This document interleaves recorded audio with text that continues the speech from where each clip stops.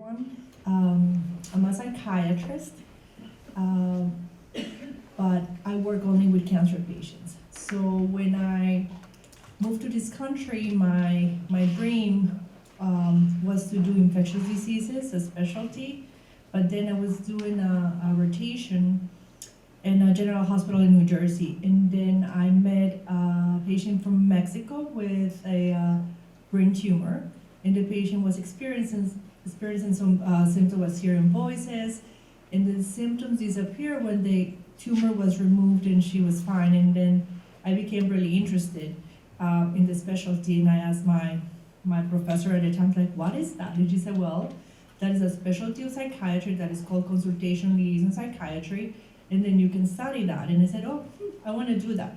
And I decided to do that. And after my residency in psychiatry, I went to Memorial Sloan Kettering, and I specialized in, I only work with cancer patients. So it's a very specialized field in psychiatry. So today I'm going to talk about emotional, physical, and social challenges that cancer patients have to deal with. So for many patients, the cancer journey, it starts with a symptom. And maybe in your case could be blood in the urine or pain in your back, and that's when everything starts. You go and see maybe your primary care doctor, or you get a imaging study, and then they find a tumor, and that's when the uncertainty begins for all patients. So you just start thinking, could this be cancer? Is this something benign? Is malignant? And then multiple doctor's appointments, trying to find the right doctor, tests, biopsies, and then waiting for the results. And the uncertainty causes tremendous distress. And I remember, I do this for a living, and I help patients, and I remember once I had a biopsy, a breast biopsy, and I was told that could be a terrible cancer, inflammatory breast cancer, and I did everything that I tell my patients not to do. So while waiting for the results, I was going into the internet and just the stress, and I have a young one and thinking what is going to happen to me, and it was very, very stressful. So I put myself in the position of my face of my patients, and I can imagine the pain and the uncertainty and the distress that patients go through. So again, uncertainty provokes severe anxiety. So when patients are diagnosed, they go to the appointment, some patients are in denial, they disbelief, this is really happening, I don't think so, maybe it is a mistake. Everything that I'm mentioning here is normal. Then the second stage starts when patients are told that it is cancer. So patients go through, maybe I'm talking about, maybe you can share what you go through, but people feel restless, they have fear, helpless, hopeless, don't sleep, not eating, appetite changes. After the result of the biopsy, waiting to see the doctor. This period lasts 1 to 2 weeks. The turmoil is a normal response to threat and uncertainty. So I tell my patients, you are not crazy. All of those symptoms are a normal response when humans are threatened by something. The third stage comes when there is adjustment to the cancer diagnosis. So after you meet with the doctor, there is a plan, the treatment starts. Patients feel that finally I'm doing something about to treat this disease. Everybody copes differently. The studies show that what works best is to deal head-on with the issues of illness and treatment, seeing them as problems to be solved. There are other patients that don't cope as well, and they have the ostrich syndrome, possibly refusing to deal with the diagnosis realistically, and they just pretend that it's not happening. And we see patients who they have a mass or a tumor, and they take months or maybe years to go and get help because they're scared. So what are the research and what we learn and help patients coping with the cancer diagnosis is having enough information about the treatment, its goals, and possible side effects. So today, you came today to learn a lot of information that is going to be useful for the future in your treatment. Having a caring medical team that is supportive and reassuring. Having a caring nurse who can interpret the doctor's communications. We physicians are busy and then it's hard to get in touch with the doctor, but then if you have a nurse, Anna and Sienna around, who can help you communicate with Dr. Marchand, having support from others, church, community, friends, family is extremely important. Having a belief system or philosophy of life that gives meaning to stressful situations. Seeking counseling to change behaviors or ways of coping that are counterproductive. I've seen patients who decide to start drinking more or smoking more because they feel better, or using substances, or maybe not eating healthy, or using coping mechanisms that are counterproductive and not healthy. There are factors that we learned that can hinder how patients cope with cancer, generally negative toward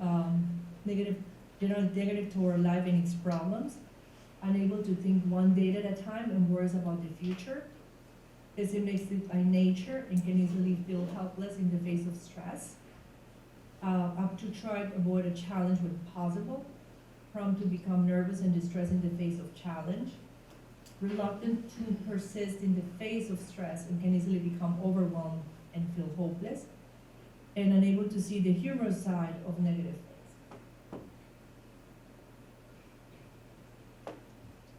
So these are things that I tell patients and help the do's and the don'ts. So don't believe that cancer equals death.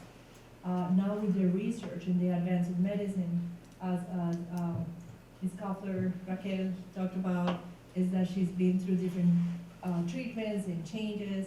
So it's not necessarily like a death sentence, having cancer. Nowadays it's completely different. Don't blame yourself for causing your cancer. I have patients who tell me they feel guilty, or they say that why me, I'm a good person, I do things, and then I also, that's when I mentioned, because we have a pediatric cancer center. So I said, kids usually don't do anything to cause their cancer, but it happens. Unfortunately, cancer doesn't discriminate, and any of us can get it. Good people, bad people, it doesn't really matter, it doesn't discriminate. Don't keep your worries or symptoms to yourself. It's important that if something is bothering you, talk to your doctor, talk to your family member, seek, get support and information. Don't feel guilty if you cannot keep a positive attitude all the time. I hear that from my patients, like, oh, my family is telling me that if I'm not happy all the time or optimistic, my cancer is gonna get worse. My cancer is gonna progress. Up to date, the research doesn't link like a negative attitude to progression of cancer, but we're humans and we have the right to have a day that we feel down or upset, like I'm not happy that I'm dealing with cancer, so that makes you human. And I want to talk about when it becomes a problem. I mean, if you feel down every day, and then that's a different story.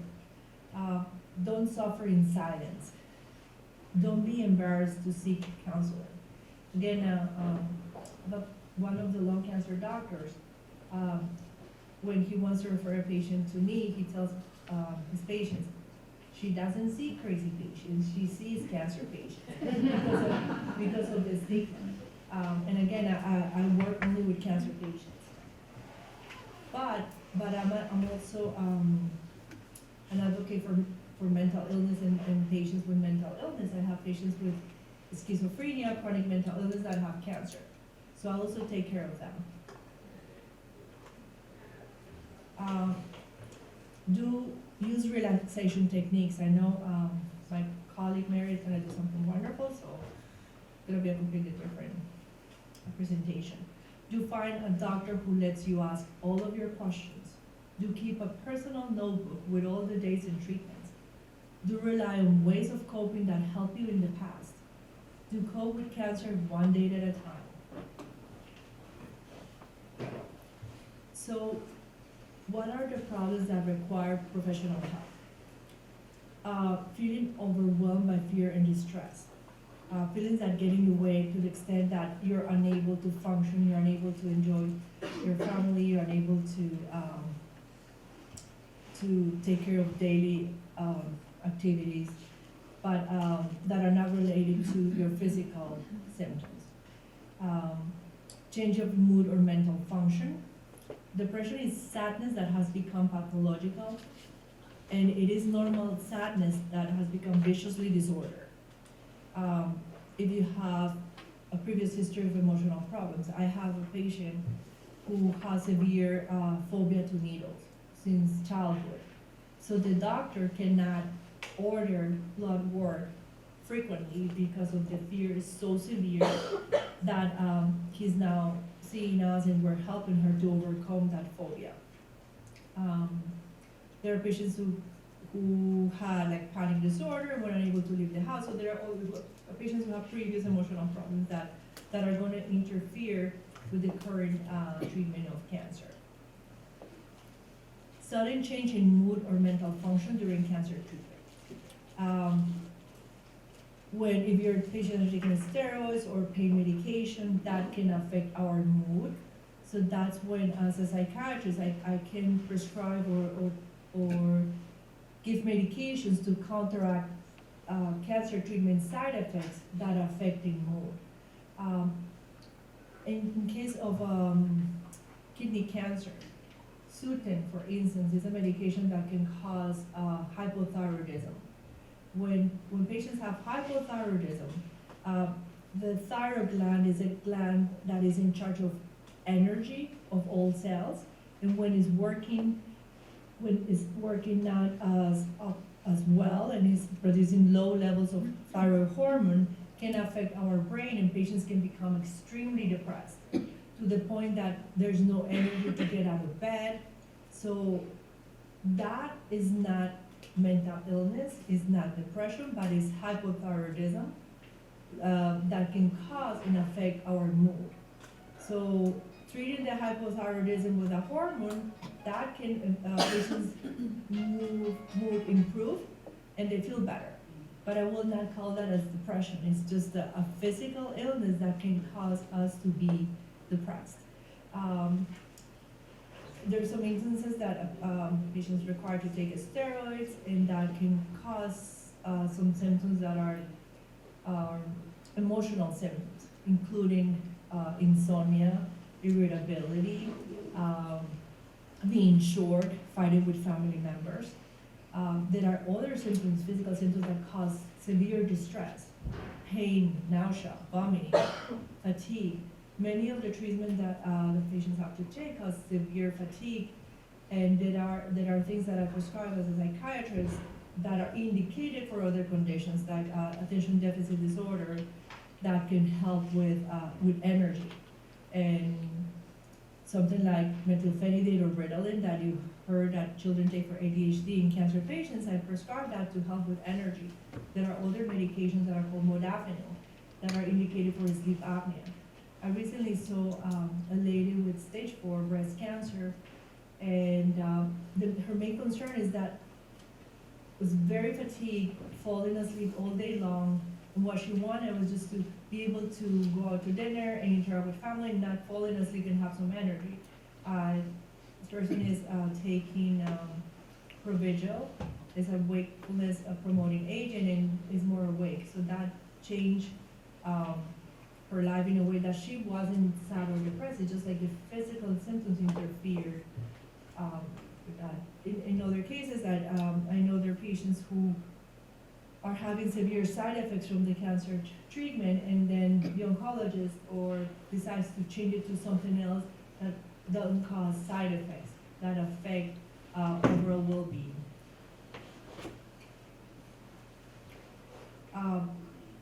Other situations that patients will benefit from seeking help is that when patients have to require like CAT scans, there are some patients that become extremely anxious when they have to do certain images, so getting help with anxiety or medications prior to any imaging study.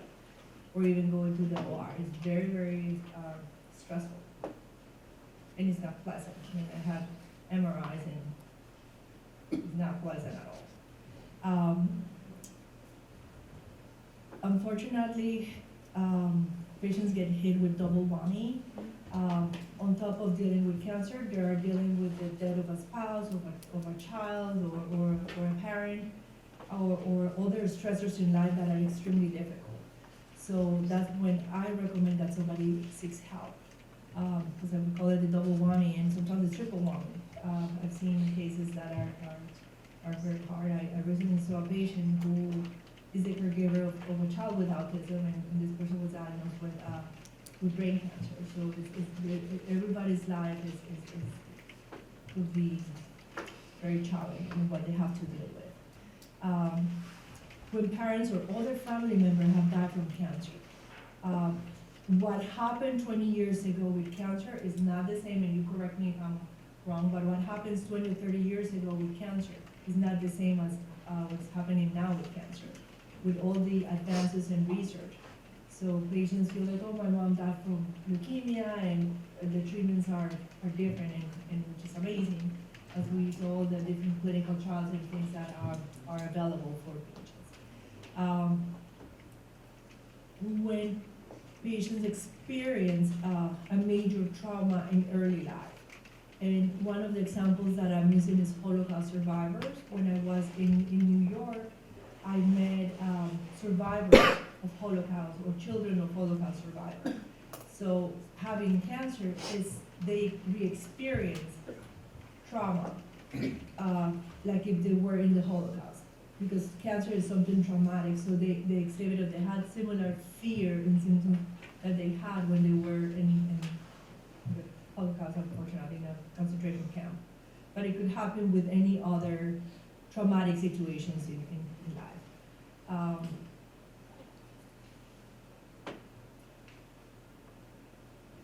So what to do in the case that you're emotionally overwhelmed, or it's important to talk to your doctor. It's important to keep in mind, as I said before, that certain medical conditions in cancer treatment can affect your mood. So it's not you're not crazy, it's just, it could be everything related to your cancer and its treatment. There are different mental health professionals. We have social workers, we have licensed mental health counselors, psychologists, psychiatrists, pastoral counselor, I didn't mention that.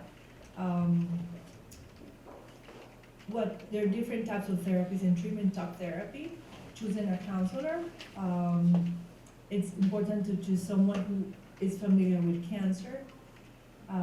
There are different types of psychotherapy. There's like problem solving, supporting therapy, sexual counseling. We know that patients have sexual side effects like decreased libido, and nobody talks about this, but there's therapy for that. So that's an important aspect of us human that also is available for treatment. Individual psychotherapy, there are patients who prefer to talk one-to-one, others prefer to be in a group setting and feel more supportive in that sense. There are different mind and body techniques that can be used. There's progressive muscle relaxations, deep breathing, meditation, guided imagery, journaling, art therapy. My colleague Mary Kaufman is going to introduce, because I work with an amazing group of people and I cannot do my work alone, and she's going to introduce all the services. And as a psychiatrist, yes, I do prescribe medication. Not everybody who walks into my office leaves with a medication, but in certain occasions, patients benefit from antidepressants. Or medication for anxiety, or even, as I said, stimulants to help with the cancer-related fatigue. There are different things that we prescribe. And again, everything is in the setting of having cancer, because I am we're aware how difficult it is to go through this. And sometimes patients don't respond to antidepressants, but they respond to the change of the cancer treatment. So they really didn't need my medication, but they just really needed like a different chemotherapy.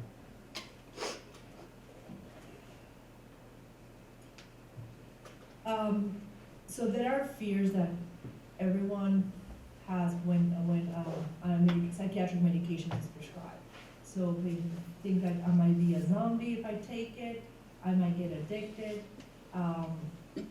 So the idea when I prescribe medications is not to make anybody a zombie or sedated that is unable to function. On the contrary, to be able to feel a little bit normal or feel normal and able to function, completely awake and alert and not a zombie.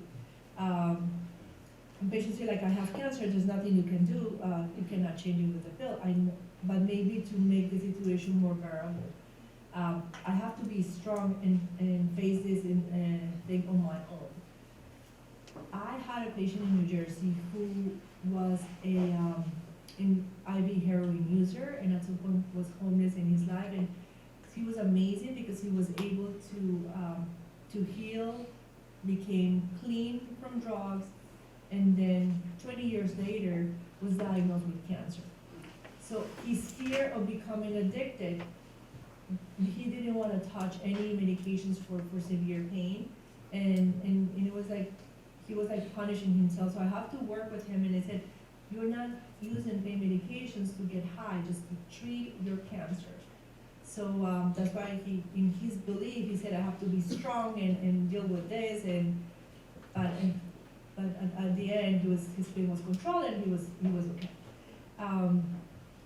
Another thing that I've heard from patients, I'd be ashamed if people knew that I had to take drugs for my nerves. They might think I'm crazy, and as I said, I hope you get the message that that's not the case. I'm afraid that the medicine you want to give me for my cancer might fight with my cancer medication. So I'm in constant communication with the cancer doctors, and especially phase 1 patients on clinical trials, because I know that I have to get permission from Dr. Merchan to prescribe a medication. Can I prescribe this? And they have to check with a bunch of people, go through a list, yes and no. And even sometimes I'm being told what to prescribe, what is okay with the treatment. And not only for clinical trials, I usually get in touch with the oncologist and I prescribe medications that help patients that are not contraindicated. So we prescribe medication for anxiety, for sleep, depression, lack of concentration, cancer-related fatigue. The immunotherapies or cancer treatment can cause insomnia or can cause certain anxiety that might be necessary if the mind-body techniques don't work. Medications will help and alleviate these symptoms.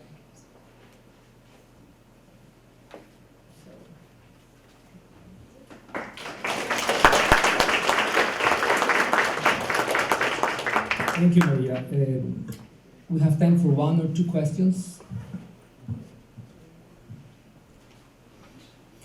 I think this was very useful, and it is important.